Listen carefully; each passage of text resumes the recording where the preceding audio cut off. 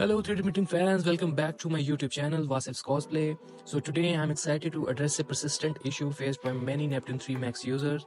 Although Neptune 3 Max is a great and reliable printer, but one of the most frustrating challenges with the Neptune 3 Max is the extruder cable.